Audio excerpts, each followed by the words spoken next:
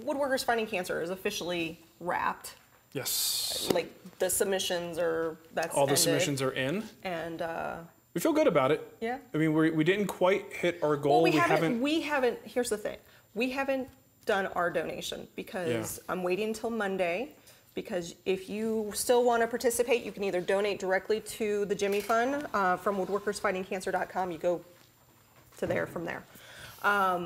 Or you could get a Woodworkers Fighting Cancer t-shirt, a mug, or a collectible coin. I only had like 100 of them made. Yeah. So, and 100% of the proceeds, so you get a cool little thing, and 100% of the proceeds of that item goes, so I'm So we still have a little bit of tallying to do. Yes, and MLCS they're making their donation today. Oh, good. So we're tightening things up. Well, the thing with the amount that we put for the goal, it's totally arbitrary. Don't say that. Do you think people really know that we forecasted how much money we're gonna make? No. That's what kind we're not that good. We always say 15 every year, so. So we're shooting for 15 these days. And if we don't hit it, we don't hit it, but who cares, because it's all money for a charity, so it's all a win. Gazankt said, is it only those three items in the TW? Yes, those are the only three items. Everything else, 100% of the proceeds go to me and Nicole. Which is almost like a charity, but not really. Okay, so that's the Woodworkers Fighting Cancer update. Thank you so much, everyone who participated. How many ballpark entries did we have? So I have 113 photographs. But that doesn't mean that's There's how many. multiple frames and photographs. And that's what I have to do. But here's the really cool part. The videos, there are 25 videos in the playlist that I created from our main channel. So if you're curious, it's the largest one we've ever had. Yeah, that's good. So if you're curious to see some of those videos, there's some really good ones in there. And I think the folks at Getty were pretty happy with the results in the app. I think we had almost 90, so I think it's 89 entries in the Getty app. And I looked at some of their other things that they run there, and most of them get maybe 15 entries, like, 20 entries, so I was pretty happy about that. Okay. Nice. It was a fun little platform. It was. Should we get into the meat?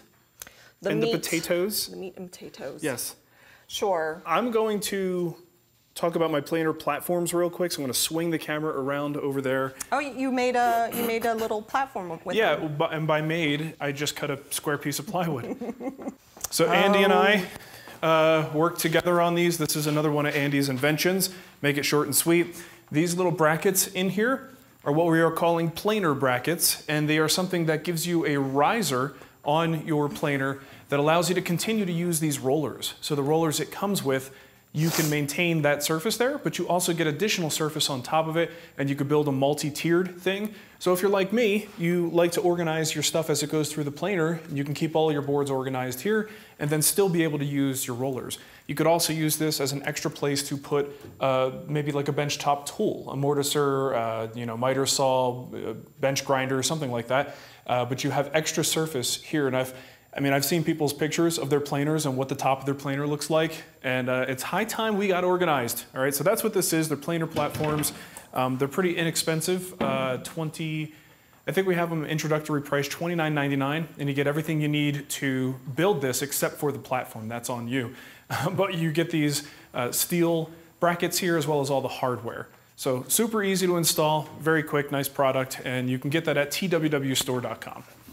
We skipped last week because I was in Tennessee during that week. By the time I got home, I was so far behind. Yeah. And I am a big baby when it comes to travel. I didn't go with them either. And especially if I have to travel alone, I come back and I'm like, oh, like it was this huge endeavor to get through an airport. I traveled for a living for 14 years, so I mean, it's like, okay, what did you do? Nicole is no sympathy for me. I pack like the day of or the night before. Well, I do that too. Well, yeah. But then I also forget things. You're like, oh, that's right. So what do I need to do? Like that time I went to teach at the William Ing School and didn't bring any clothes. Yes. I think I actually brought my underwear because I put them in my backpack, but I had no other clothes other than what I was wearing, so I had to go to Walmart and buy some like temporary clothes for the class. And I had shirts that said things like that I would never wear, like brands like Nike and things like that you would never see me wear. So yeah, that was a good time. Oh, that was funny. Real quick, I'd like to mention, of course, you could help out the show if you want to support us over on Patreon. That's patreon.com/woodwhisperer. We won't be doing a PM show this month because we fell below our goal. Oh, we suck. We're terrible. No, what are we doing wrong? It's the holidays. It's the time of year. Across the board, any Patreon that I've seen or been a part of is kind of dipping down. I mean, people have better things to do with their money. There's an exit survey, and there's a few. I'm like, I'm sorry, I'm gonna do the guild, and that's fine. I'm sorry. You guys are terrible. I don't like it anymore. So we're just gonna thank a few folks who helped us out on Patreon. It's okay. Vincent Guggen, Matthew Bain, Aaron Kubel, and Vinny Pepe. Pepe.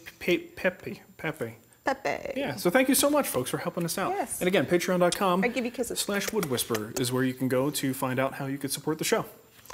All right, so I'm going to answer some questions and now, I'm grabbing questions from the YouTube chat, so when you get done with those... Grab them, sister. We can... All right, here we go. Jerry DeMuth says, hey, Mark and Nicole, do you have any recommendations on a good book regarding furniture building? Is there a woodworking Bible that you go to? So I have two... One of these is very self-serving. I have two books here, and see, when you talk about furniture, and you're talking about furniture building, right? There's furniture styles. You could buy books that are sort of a review of different eras of furniture making, different types of furniture making, the fine woodworking, what the heck do they call those?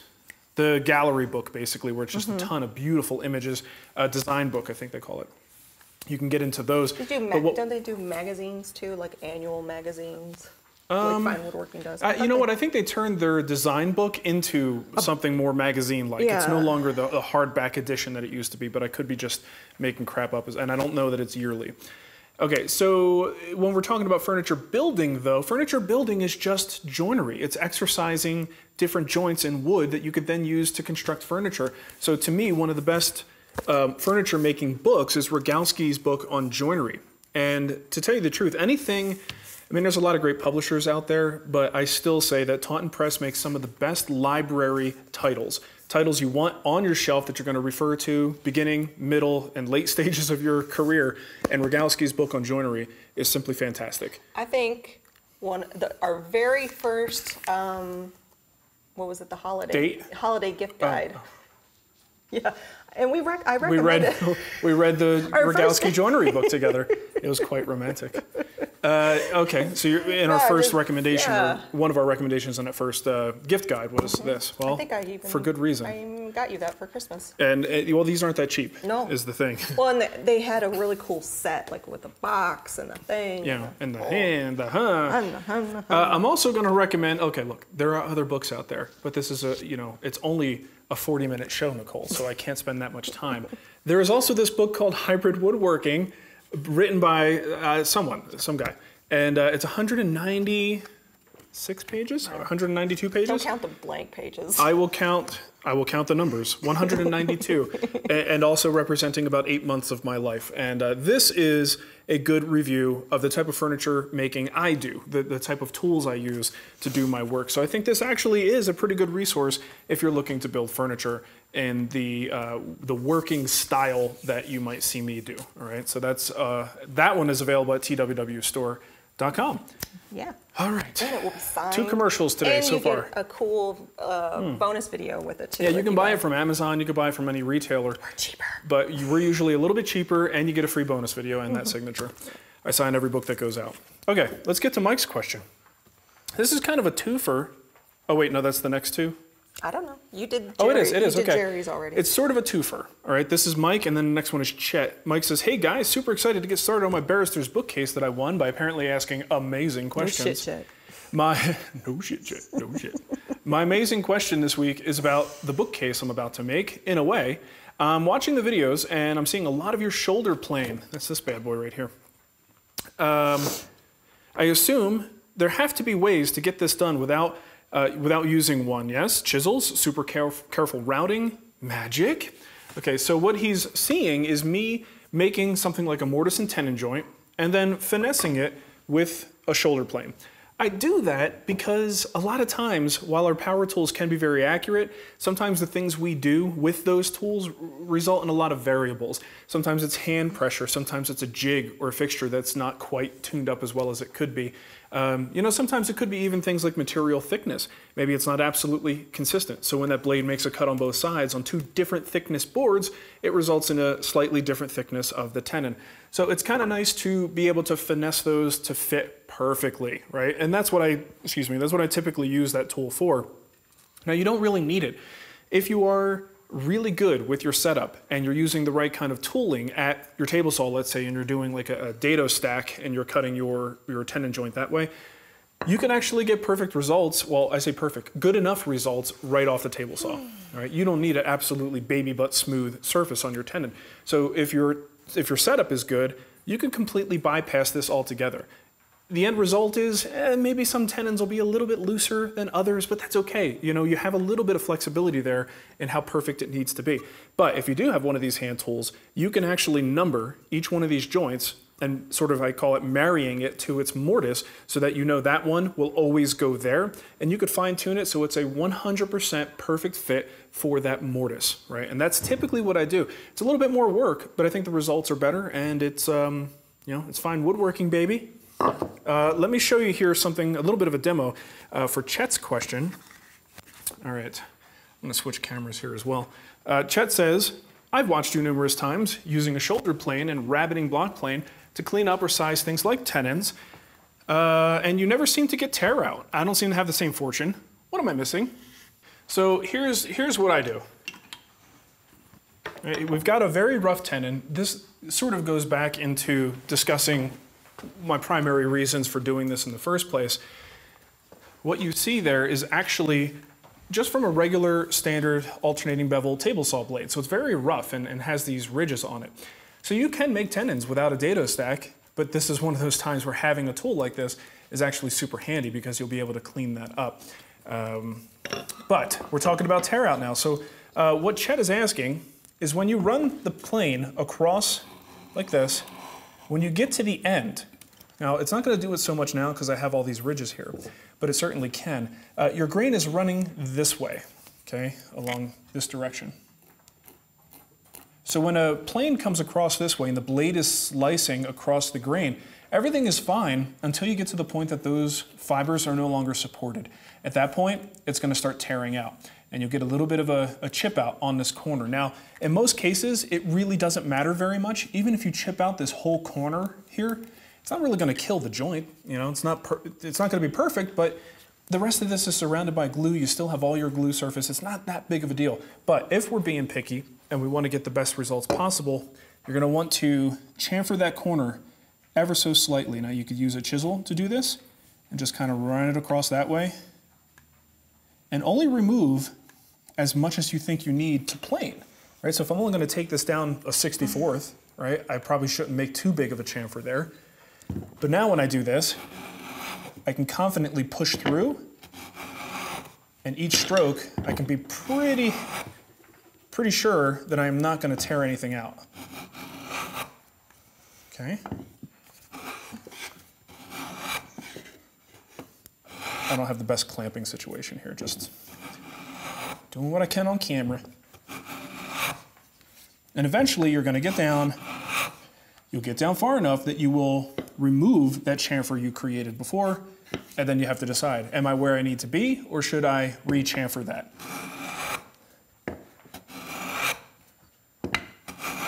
Okay, now going back to the previous question, you know, why you do something like this, look at that surface, right? Pretty darn smooth compared to the original surface right off the saw using a single blade like that. Even a dado stack will leave lots of grooves and things. So, you know, so it's a hidden joint, no one's gonna see it, so it's really not a huge deal. It's kind of a perfectionist thing, all right? But that's how I do it. You just gotta remove a little bit of material from this front edge and you should get better results. How was that, Nicole? It was wonderful. Thank you. I have a super chat here from Moonshine. He wants to know, what's a good height for a table slaw? A table slaw? I can talk Somebody's got coleslaw on their mind. Table saw. What's a good height for a mountain of coleslaw? Wow, a table of slaw. I would say about 3.5 inches of slaw is acceptable. / workbench. So wait, what's the question again? What's a good height for a table saw? I can't say that word. Table saw? / workbench. Bleh. Okay. Well, your table saw I guess it kind of depends on what kind of saw we're talking about here, right? If you get a contractor saw or a cabinet saw, you don't really have much choice in the height unless you want to prop it up, so it's going to be what it is. That will dictate itself to you.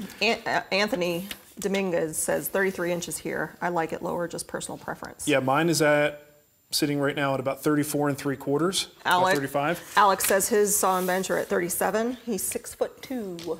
Okay, so that makes sense. So he's taller than I am. Mine's a little bit shorter. Generally, that 30 and 36, I guess you could say, depending on your height. One of the rules of thumb, and I don't know how truly accurate this is, but I think it's like a hand tool sort of thing, just as a rule of thumb, is to take your arm, put it all the way down. I know you can't really see it, like this. Put your arm down and put your palm flat. And you want your workbench height to be where your palm, when your arm is setting comfortably, your palm should be flat on that surface. So an easy way to do that is to simply put your arm down, get somebody else to take a tape measure, and just measure up from the floor to the bottom of your palm. And that's generally, for general all-around tool use, a good height. But let's say you are exclusively power tools. I don't know, maybe you want something that's a little bit lower or taller. Sometimes you want it lower because you might be sitting on a stool while you're working a router, right? So you want to keep those things in mind. There's a lot of variables. There's a lot of variables, a lot of caveats. Yeah. Well, coleslaw, it depends on the region as well, Nicole. Okay. Justin Hill says, I have a small shop, and when edge gluing boards, I keep running out of flat surfaces. I'll be building a flip-top bench. Try to cut this a little short. He's using MDF. He said, I figured the surface needs to be smooth so I can easily scrape glue. I was thinking about leaving the MDF exposed and covering it with a screw applied hardboard, maybe a smooth laminate top. What do you recommend? All right, so here's the thing. I actually really like laminate as a material for something like this. If you're only using this as an assembly surface or a surface that's like going to get lots of glue, you know, laminate is great because you could easily clean it. If you are using MDF, it's still doable. My assembly table is MDF. It gets glue and finish and all kinds of stuff on it. The key is to just make sure you put a good finish on it, seal it up, and then wax it. And you'll find the stuff that you drop. Millie, you get back over there. I've got wires all over the place, and the dog is just walking around. And she's knocking everything over. She has a bone. She's got a greenie she's protecting. Just lay down. So if you use MDF, you can get there, and it's perfectly fine. There's nothing wrong with that. Keep in mind with the laminate, you're going to make sure that the laminate surface is well protected on its edges so you don't get any chipping. But you also may want to construct it in such a way that you could replace that laminate top at some point should it become damaged, or maybe it's just super dirty and ugly and you don't like the look anymore. It'd be nice to be able to pop a new one in and just go from there. But I think you do want to get some kind of impervious surface, something that's not going to absorb liquids. But you can still do that with MDF. You just have to finish that MDF, and MDF is super cheap. You know, the hardboard idea is okay. I did that on my first assembly table, but what I found is the reality with hardboard is it's so thin that when you go to screw it in, even if you pre-drill and you countersink, a lot of times you get this sort of bubble effect in there. From each screw creates a low point, and then it radiates out a little bit higher from each one of those screws. So these days I'm kind of not so into, you know, using hardboard. There's probably ways around it, but I just don't see the need for it. I have another super chat from Rob Bakey. Okay. Where to start with David Marks Woodworks? Which episode is your favorite? Is it a good introduction to the show? It's going to be a really good show. Really good show. How many seasons does he have? 7, I believe. 7, yes. I think there are 7. There is no bad season of Woodworks. No. I've watched almost all of them too. We would wake up in the morning and he would just put it on during breakfast. He brought it along with us on our honeymoon. And a good thing too, because guess who got seasick on the cruise? No, I was just sick. But I'm sure rocking back and forth wasn't helping you. Wow. But I did get 2 lobster tails, and that's a win in my book. So I think there's really no losing season of Woodworks. They are all great. Just keep in mind that Woodworks was filmed in a fairly short period of time. I don't necessarily think he was filming for 7 years. We should probably... It was a shorter time frame, so it's not like the show evolved that much. It was very much the same show from the beginning to the end. The only big difference I noticed was toward the later seasons, I think they were probably having... In the beginning, they were very... I don't know, it seems like they were trying to get him to make very like simpler things, right? And I think David's love is art and turning and things like that. So in the later seasons, I think after they got a lot of that out of their system, they started to encourage him to do more exotic things. He went, I think he did a nice turn bowl on there. He did a vessel, and some of the furniture he did just got really, really out there. You know, like the turtle toy chest, right? The Egyptian dresser that he made. Things that are definitely like next level, borderline from like cross the line over from just making furniture to making art. And I think in the later seasons they allowed him to do more of that. But there is no dud when you look at those seasons. So I would start with season 1. And if you're not sure who we're talking about, because that is that's a possibility. Impossible. Head over to djmarks, marks.com. That is his website. You can buy every season of Woodworks directly from him. Him and his wife Victoria live in Santa Rosa, which was affected by... Yeah, he's posted pictures and videos lately. One of his favorite, I don't know if it's his favorite piece, it was one of my favorite pieces of his, is this beautiful bar that he did for a local winery. And it has just the most amazing marquetry piece in the center of grapes and the grape leaves, and just absolutely gorgeous. And the entire thing was lost in the fires recently. So pretty, tragic what happened up there. Thankfully, David's shop and his house were okay. But I think the nearest fire was like a half mile away from their house. So yeah, it's crazy. But anyway, one thing I want to say is it took them a while to get the rights to Woodworks and to be able to produce those shows, which means there are a lot of illegal sources for that. And if you want to be that person, go ahead and do it. But I can tell you of a sale. There's a few of his seasons on sale at shopwoodworking.com. Oh, really? Oh, that's a Pop Woodworking store. So if you go to Shop Woodworking, we'll check there first. I think there's just a couple, not all of the seasons, but if you want to get like an introduction and legitimately pay for it. But that's my point. Do it legitimately. These things are for sale. They help the person who created that content, and also don't be a jerk. Okay, let's see. Where am I? Stuart Johnson. Good question. That is a good question. I just returned from the Texas Furniture Makers exhibit in Kerrville, Texas, and have a question. I don't even know if that's how you pronounce that, but regarding drawer construction. I learned so much every year. This year there seemed to be more issues with the finish not being up to build standards. When building fine furniture, is it appropriate to mix types of drawers? The piece I'm questioning had 4 drawers, 2 larger with metal slides, and 2 smaller with grooves riding on side rails. The piece with the drawers was spot on, in my opinion, but both build and finish left me wondering about drawer construction. Okay, that's pretty interesting. This is one of those things where we're venturing into opinion and taste. I also would be, a little bit put off by a piece that combines 2 different types of drawer hardware, drawer slides. I figure if you're going to go all wood, just go all wood, and if you're going to go with metal, own it. Go with metal slides. The only thing I could think for justification is maybe these 2 larger drawers have a different intended purpose and function where the added strength of a metal slide was called for. That's certainly possible. So I don't want to necessarily put it down because it could very well be a logical reason. But I'm going to agree with you. I really don't think it's the best idea to do 2 types in the same project, but that's just me. Ultimately, people can do whatever the heck they want to do, and then everyone else can just talk about it because, they're the master of what that final piece looks like. So, but yes, I'm with you on that. It's a little odd. Okay, Landon says, I've been using a low-angle block plane to do some general smoothing on some African mahogany, but I've been having issues with tear out in the middle of some boards. Sometimes it seems to be because I'm going the wrong direction. He's still working out grain directionality. But other times the direction doesn't matter and I get tear out in the middle of the board. Is it material, tool angle, blade sharpness issue, or could my technique be a problem? All right, so you can always probably use a sharper blade, right? Like I know, even with my shoulder plane that I just demoed earlier, it's due for a sharpening. So keep that in mind. Make sure your stuff is honed as well as you could possibly get it. And then it does, there's certainly some technique identifying the grain. It sounds like you have a pretty good knowledge base and what you're supposed to be looking for. But here's the reason I'm a hybrid woodworker. There are just some jobs that I find very difficult to execute in hand tools. Now, people who dedicate their lives to that style of woodworking and want to use those hand tools, they've got all kinds of tricks up their sleeve. There are technique tricks, there are things you can do to tune your your hand plane or possibly have a slight, maybe you have a different iron that you pop in there that has different characteristics. There are certainly things you can do. But sometimes grain direction just changes up on you in the middle of a board. It can be running this way and then maybe it kind of dips down, right? So the grain kind of almost comes up. Maybe it's a knot or just some weird interlocking grain issue.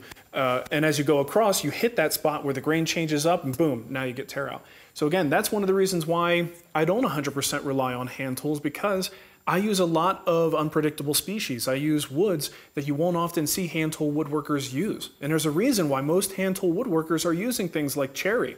They're focused on species that are easy to work with hand tools. Why literally work against the grain? But I don't like to think too much about that. So when I'm on my finishing stages, unless I have used, like I'll do this on tapered legs, I'll use my smoother to get that last surface in. If I'm using cherry, it's usually no problem. Walnut, usually no problem.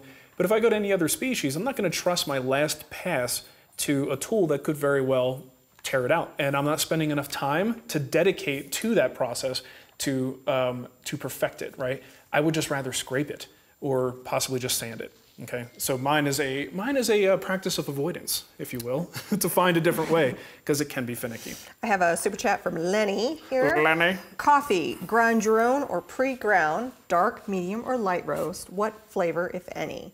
And for a woodworking question, can you explain what's the deal? What's the deal with hide glue? With hide glue.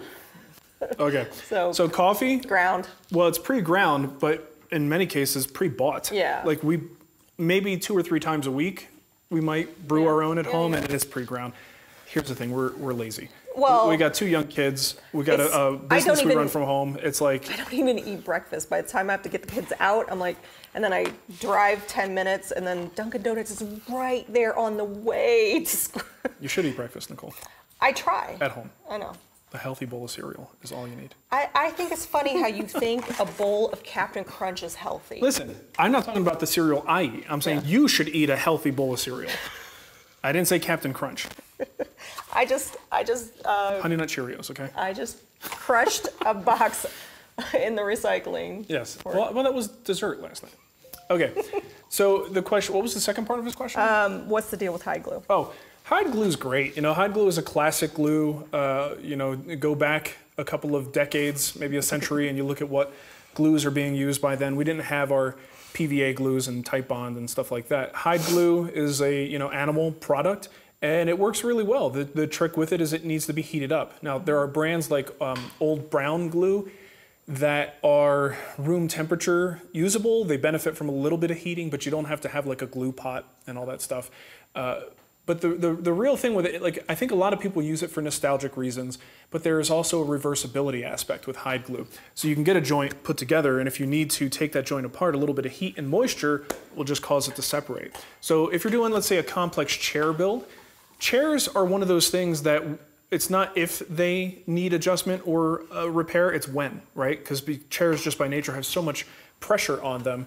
If you used hide glue, the person who does that repair will love you very much, because they will be able to, assuming they know that it's hide glue, will be able to pull those joints apart, do their repairs, pop in an extra, they might have to remake a part.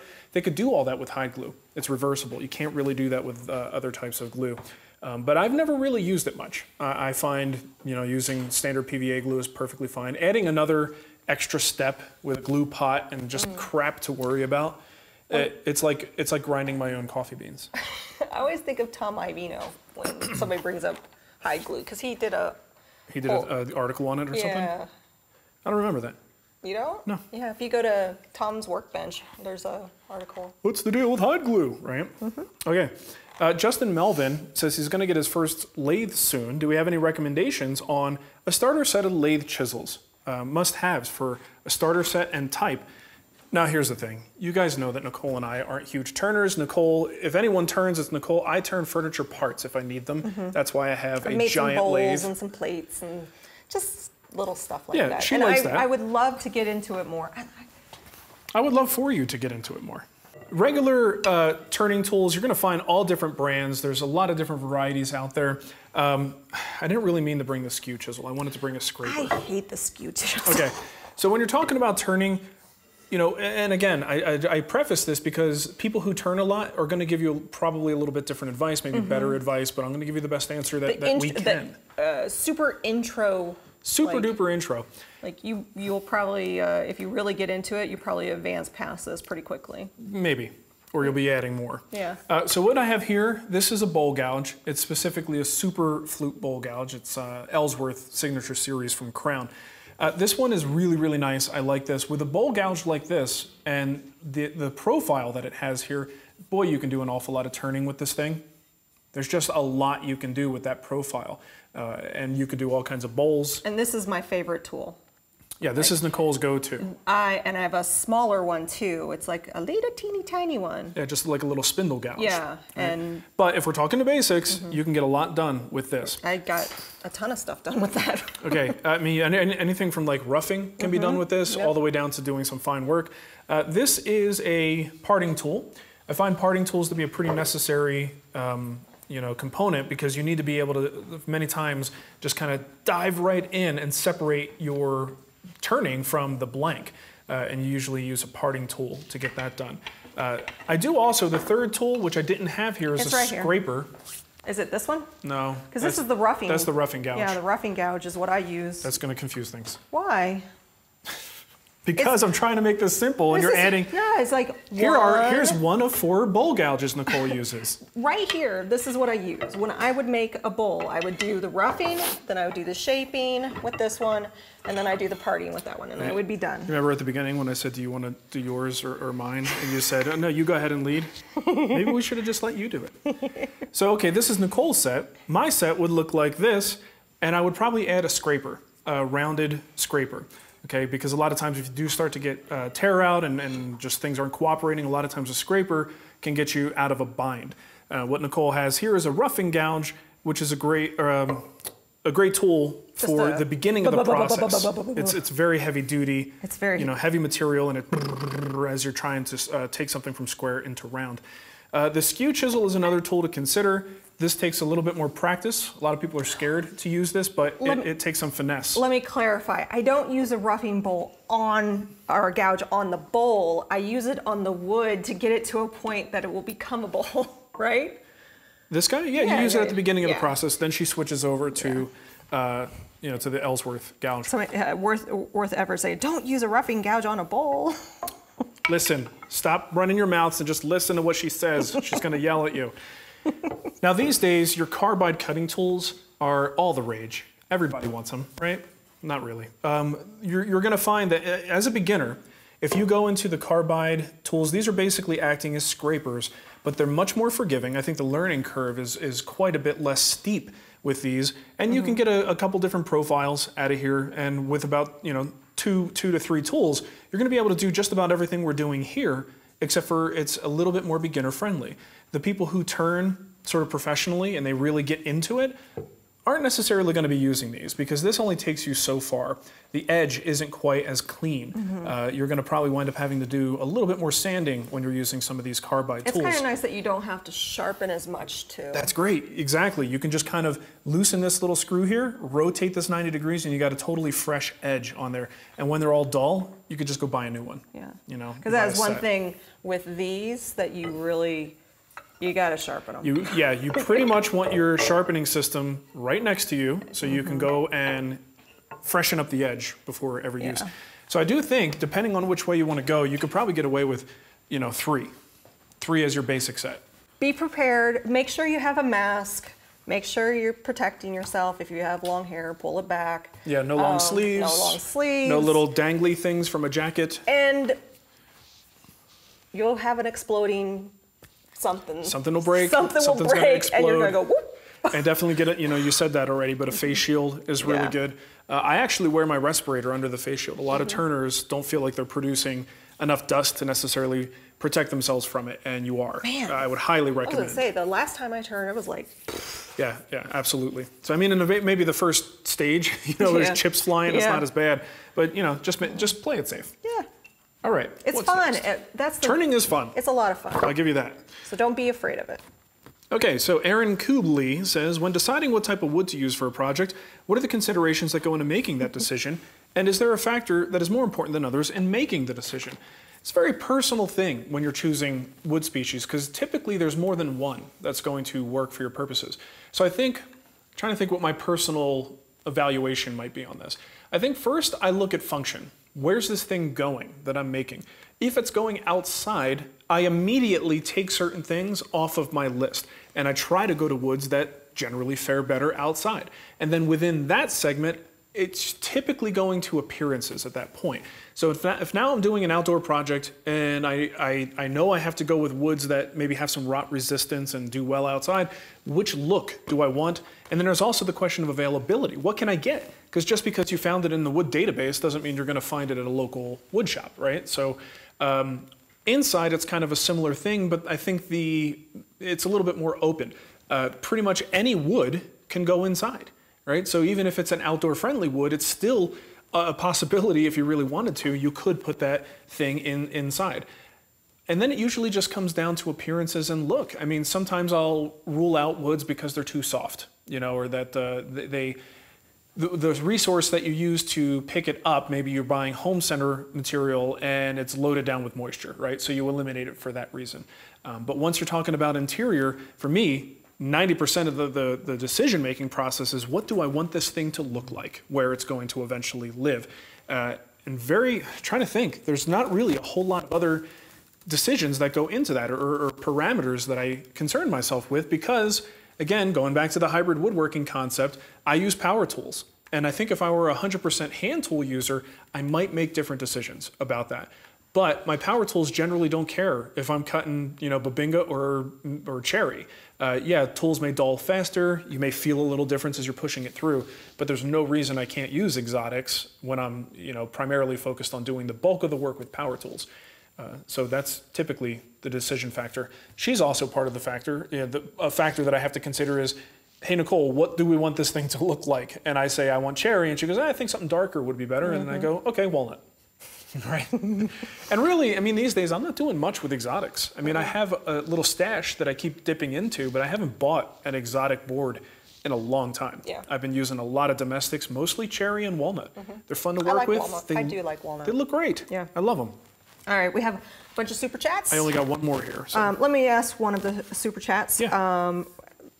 It's a 2-for-1 because he did 2. So we have Bandles C. He wanted to know, how excited are we for Blizzcon? Not very, because we're not going. We're not going. And I don't really play Blizzard games anymore. Yeah. I mean, try to. You dabble here and there when you want a little nostalgia. Yeah. But we would only go to Blizzcon to hang out with friends and to eat ice cream.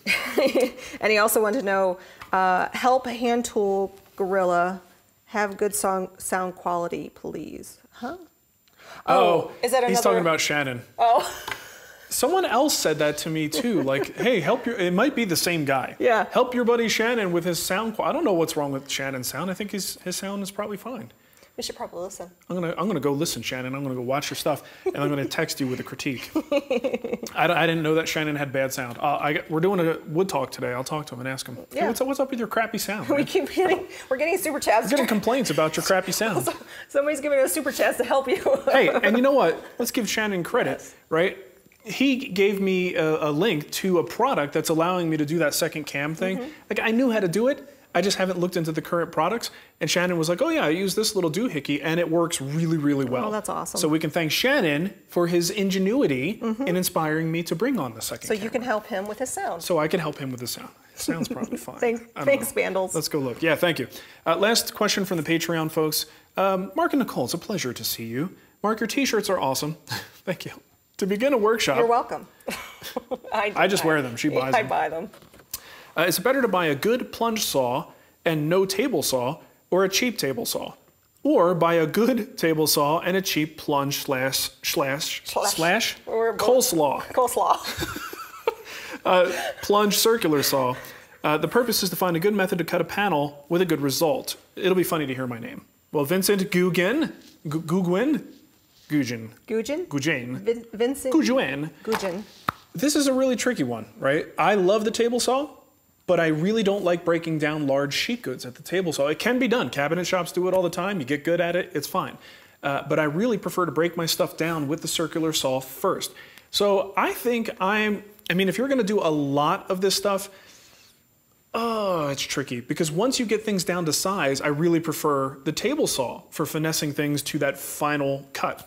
I don't consider the circular saw the best solution for that. So I think if I had to choose, as much as I love my track saw, and the fact that the table saw brings a whole lot more functionality that you're probably going to need to get into, I would say go for the less expensive track saw or the less expensive circular saw, make your own track, and then use the table saw for all the final stuff. If your table saw is cheap and wonky, trying to cut pieces of plywood on that can kind of suck. I would think it would be scary too. You know what? I was watching the arcade cabinet video that I made, and remember we had that whole thing where it was like going to be sponsored by DeWalt, and then they backed out, and it was a mess. And that was a job site table saw. Now I'm used to a cabinet saw, and while I got the job done, let me tell you, it was not fun trying to cut large pieces of plywood on this little table saw, and I have insane amounts of respect for people who do that routinely because it's tricky to get a good result. Right? It's an underpowered saw, there's too much flexibility in the fence, so the cuts are never really that good. So my personal opinion, get the cheaper circular saw and get yourself a good quality table saw. Doesn't mean you won't have success if you go the other way. Other people probably could present a good argument for that. But my personal opinion, at least when you're asking me right now, I think get a better quality table saw. And that is it for me on the Patreon. Okay, well, I have a few super chats here. Right, we gotta wrap it up. We have one from Ness G. Good day. Good to be catching you live after. Good day, mate. After a few weeks with the flu. Oh no. She was very sick. That's the worst. It was, and it was a. She says, "Thanks for the birthday shout out. I appreciate it. Really enjoyed making the Woodworkers Fighting Cancer project. Did you see hers? She did a Fallout one, and I didn't see it. It's awesome. What? I posted it on the Facebook page. I don't follow us on social media. So Ness, I loved it.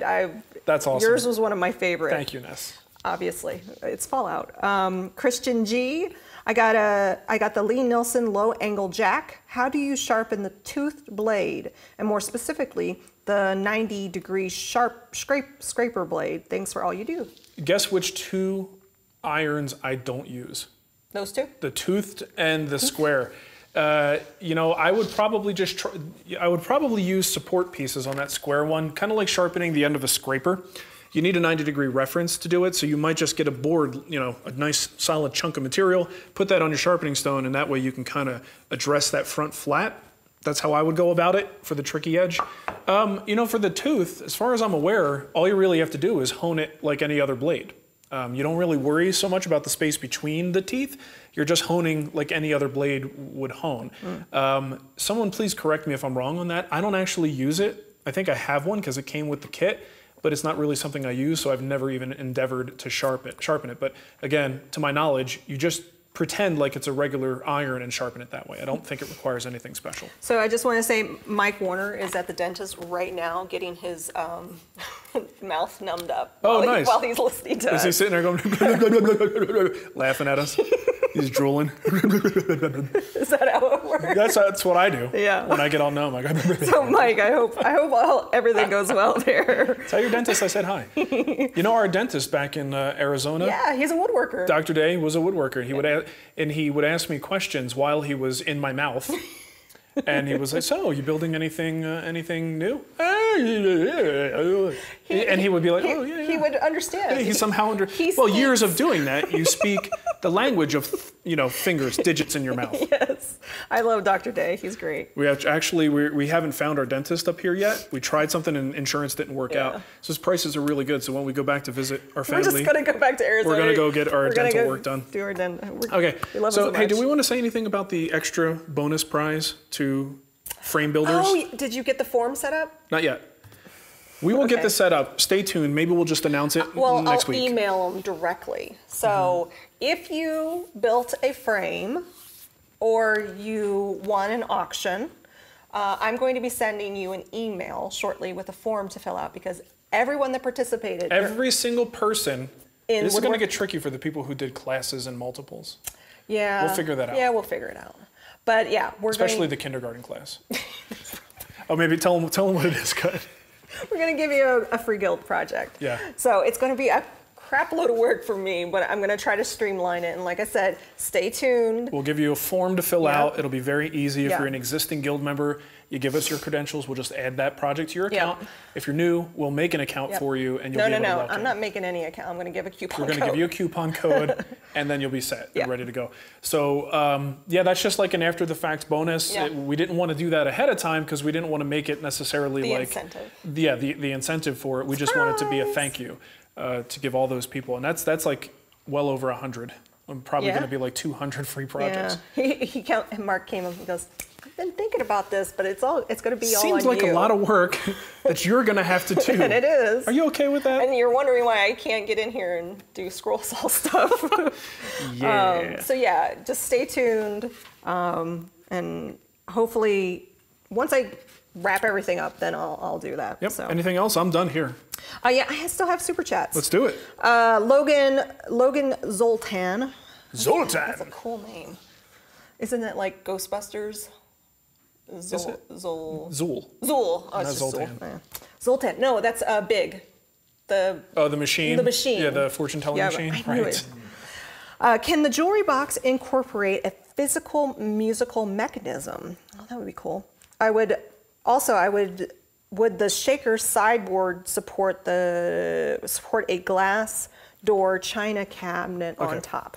These are two separates, right? Two separate questions, yes. So first one, jewelry box. In both cases, the answer is yes, if you build it that way. Any box can support a physical musical mechanism if you know how to include that. I don't, and that's not the intention of the build, so I can't promise that that's going to happen, but I can't see any reason why, if you buy that mechanism ahead of time and you know its dimensions, why you can't simply incorporate that into the build. The sideboard is going to be constructed, and I can't make any promises about it because it hasn't been designed yet, but it is going to be designed to be very sturdy, but it generally is going to be designed to hold its own weight. So I can't promise that it is going to be a good candidate for putting a huge china hutch on top of it, which is heavy in and of itself. The shaker sideboard? What's a sideboard? It's coming up. It's Cremona's future build. Gotcha. And once loaded down with dishes and stuff, that's a lot of extra weight. So I don't know. I honestly don't know. It's not intended for that purpose, but maybe when we get to that point, we can talk about ways that you might be able to reinforce it, extra supports in the center or something like that. That's really what you're going to need. Floor contact directly at the center of this piece. You know what I would like for you to build me? Oh boy. A pie safe. I love those, the designs of pie safes. Where are you going to put it? I don't care. I just want you to build it. Okay. We'll just shove it in the pantry. Logan had a follow-up question, another super chat. Thanks, Mark, for your calm voice and New Jersey accent. I'm sure my 3-month-old would recognize your voice from having the show on to soothe her to sleep. Do I have a calm voice? I like your This voice. morning, I felt my voice was not very calm. No, it was not. He was yelling at the kids. Get your shoes on! Let's go! We're late! We're late! I don't want to have to go in the front. All right. Yeah. Randall Schwartz. New baby, giving my wife a break. Oh, nice. I have a lot to do, and not being in the shop is kind of killing me. How do you balance, speaking of family, how do you balance the family life with the shop time? Wow. Well, first of all, congratulations to you and your wife, Randall. It is a balance, and what you're doing right now is probably one of the best things you can do to promote your shop time in the future. You are helping your wife. In that first year, teamwork. It's teamwork. And the thing is, you're like it or not, you're in a support role. A lot of the duties that happen regarding babies. What time is it? We finally got to the duty jokes. You know, it really falls under, mom's jurisdiction. There are things you can do, but there are definitely things you can't do. It will be very uncomfortable if you try them. Unless there might be bottle feeding. Even if they're bottle feeding. Nothing wrong with that. But that's the thing. Help anywhere you possibly can. You are the sous chef when it comes to this relationship, and you just have to embrace your role, and your time to take charge and be the leading man will certainly happen in the future. But I think the fact that you're giving her a break, give her as many breaks as you possibly can, change as many diapers as you can. Those things are little deposits. Wash as many bottles if you're doing bottles as you can. Yeah, bottle washing I hate it. I would wake up at 3 a.m. washing bottles. I'm like, I hate this part. Yeah. Well, I did a pretty good job most of the time, but there might be a time where I forget to wash a bottle. Yeah.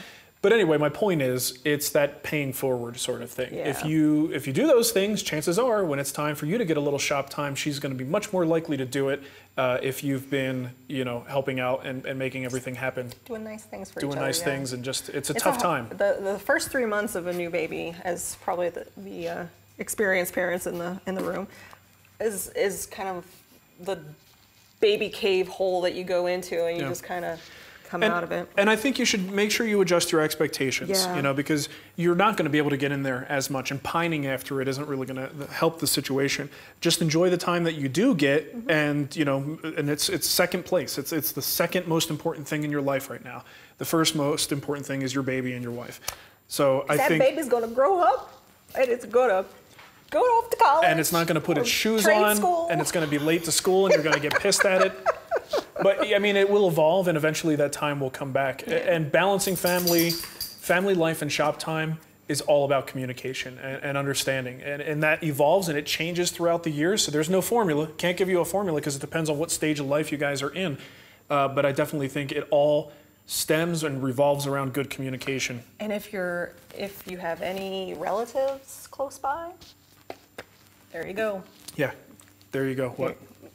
Using them to help you. If you got an aunt or uncle nearby, there you go. What is your point, though? Babysitters and things like that, things to kind of help. You never finished the point. Well, it's kind of, I implied it. Okay, anything else? Robert DeVries. Yes. Is it possible Bob DeVries. Bob DeVries. Is it possible to be turning too slow?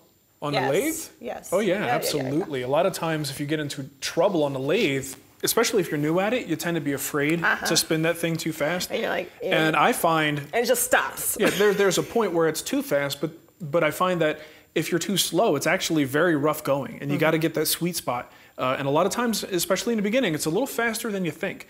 And the faster it's going, the easier it seems to cut, and the more material you could remove efficiently. But there is a limit, so you don't want to go too fast. Josh Radit, any insight on new Guild apparel in the TWW store? Perhaps a polo shirt, a hooded shirt, sweatshirt, or pajama pants? We haven't, no. Probably not. We might do a refresh at some point on the TWW Guild stuff. We do have something. I like pajama pants. Pajamas. Yeah, those will sell real well. And in fact, didn't my mom just put out a notification for special orders? Yeah, people who wanted long sleeve shirts, anything unique. So you may have missed the boat on that.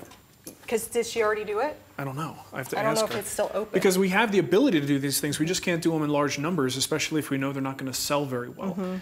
This is one thing that's coming very soon. I'm going to open this up to pre-orders, maybe even today.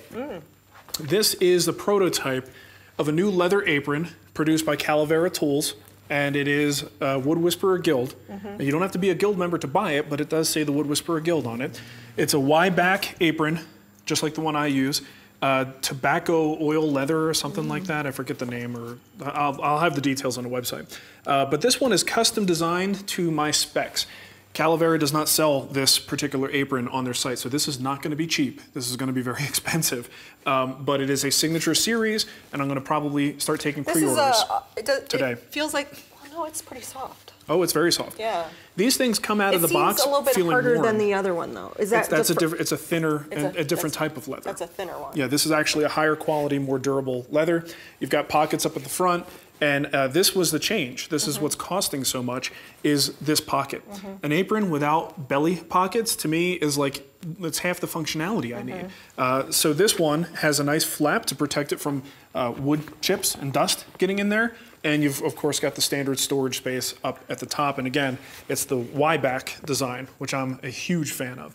But again, collaboration with Calavera Tools. And keep an eye out on social media. I'll talk about this probably later today if I can get this up. And if you like this, get your credit card ready, because it is not going to be cheap. I don't even want to like pretend there's going to be any kind of bargain around that thing. It is a premium apron, and will come with it. I want to get at least one question. Aaron Olson wrote a question like first thing when we first got into the chat room, and I have it here. Last one. Can I put oil-based poly on top of an oil varnish blend? Blend not durable enough, and I want to avoid stripping it down. Yes. The key is your oil varnish blend contains some kind of oil, presumably boiled linseed oil or pure tongue oil. Those things just take longer to cure. So the key with it is you got to give it a good amount of time. Now, if it's cold and humid, the time is longer. If it's dry and warm, the time is shorter. So it's hard to give you an exact number. I'd give it at least a week. Basically, if you can go to the surface, get like a 320 grit paper, sand it a little bit. If the sandpaper gums up or if the surface is even remotely tacky, stop, you need to wait longer. Once it starts to dust up as you're sanding it, then it's probably safe to move to something like a polyurethane. All right, but you want to make sure that that first layer is cured. And when you switch to the poly, do yourself a favor, thin it down, make sure you put a very thin coat on as that first coat, because if the other surface is not completely cured, as long as that top coat is a little bit thinner, you're promoting it drying faster and curing a little bit faster. If it's a real thick layer and there's a problem, it's going to take even longer to cure. It could take months to cure. All right, so I would say give it at least a week and give it as long as you can. If you can give it 2 weeks, give it 2 weeks. Cool. Final question. Michael Gomez wants to know how much time does he have to buy a Woodworkers Fighting Cancer shirt, mug, or coin?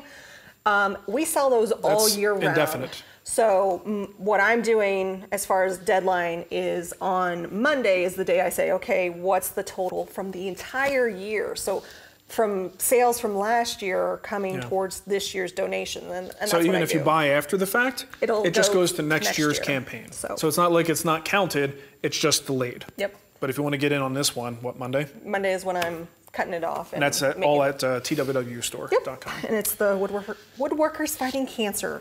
Man, we covered a lot of ground today. Well, that's what happens when you skip a week. Yeah.